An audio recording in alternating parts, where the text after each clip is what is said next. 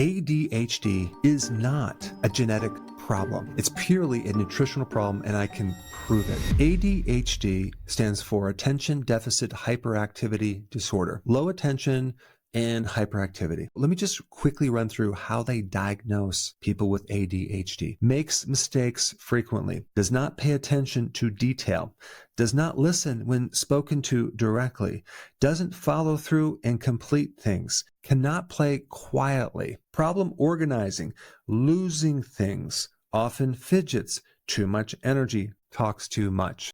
Most of these are normal childhood behavior. And all of these can be exaggerated when the child is eating poorly. The two medications that are used for this condition, Adderall and Ritalin, are basically a cash cow for big pharma. The definition of ADHD has been greatly expanded. They made it more diagnosable to put more people on medication. There's no objective testing that can be done. It's all subjective. And the way that they actually came up with this disorder is they got a bunch of psychiatrists in the room and they all voted on it. And that's how it became what it is. Talk about a severe lack of science. The drug companies do most of the studies. They create the pro-ADHD groups and organizations that support more diagnosis and more treatment. And by the way, the drug Adderall, which affects dopamine, is like one molecule off from crystal meth. But the problem is recently there was a whole meta-analysis that came out that showed that the effects of this drug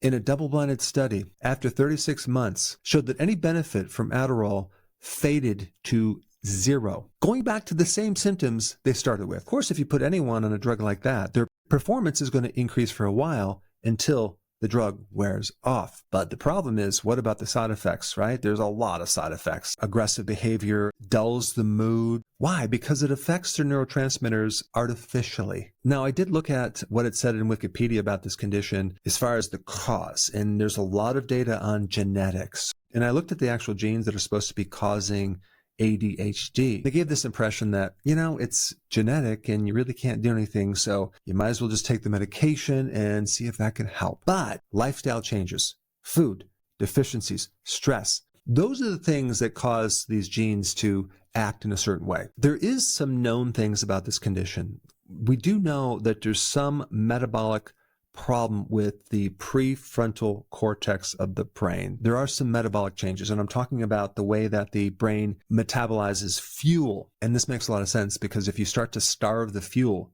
of any part of the brain, it can start to overcompensate, and you can start having symptoms, lack of attention, hyperactivity. Now, on top of that, if you add other things like food dyes, artificial sweeteners, sugar, hidden sugar like starch, monosodium glutamate, all the things in junk food have a huge influence on someone's behavior. I guarantee you right now, if I ate these Pop-Tarts for breakfast, my behavior would be completely inappropriate. I would not be able to think properly, especially if I was going to school. It's going to affect my brain. So we have really two things going on. We have all the additives. Then we also have things that are missing over here that I want to talk about next. If we just take dopamine, for example, and we want to increase dopamine, which can help focus. And it can also help a person feel calm. And we look at the precursor, the amino acid L-tyrosine that turns in the dopamine. And even when I was in practice, I would give certain people who had this condition L-tyrosine, and they would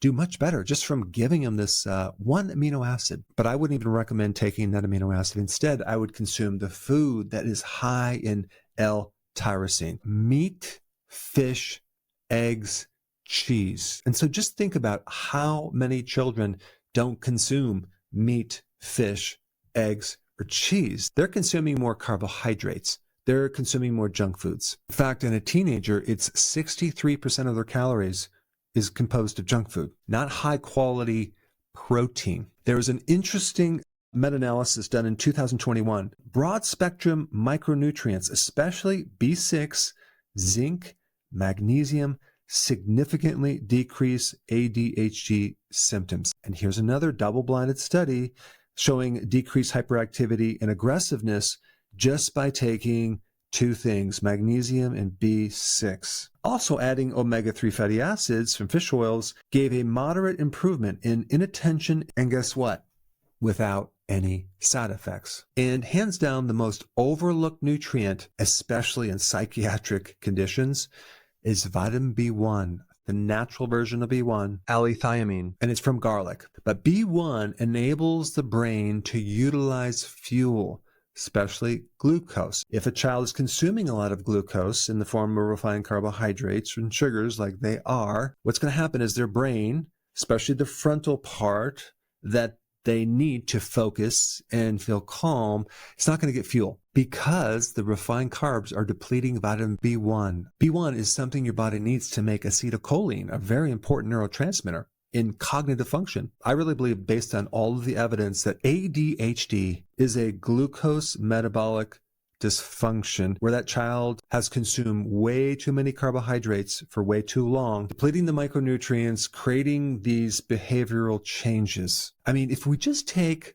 one of these micronutrients, vitamin B1, and we create a deficiency with that one single nutrient, that'll mimic brain fog, fatigue, irritability, feeling nervous, memory problems, and a very unstable mood. So I think B1 is crucial in anyone who has ADHD because that's going to give the neurons a kickstart. But at the same time, that child, that teenager, an adult needs to change the diet to a low-carb diet so their bodies can run on ketones. And ketones are going to bypass the damage they have in the neurons. So in other words, the nerve cells are finally going to get fuel, and that child, teenager, or adult is going to feel calm, and they're going to start to expand their ability to have attention on something. Brain inflammation is going to go down. Hyperactivity is going to go away. ADHD is a diet problem. It's a nutritional deficiency problem. It is not a genetic problem. It can be easily handled if you change the diet. And you don't even need to get into the genetics.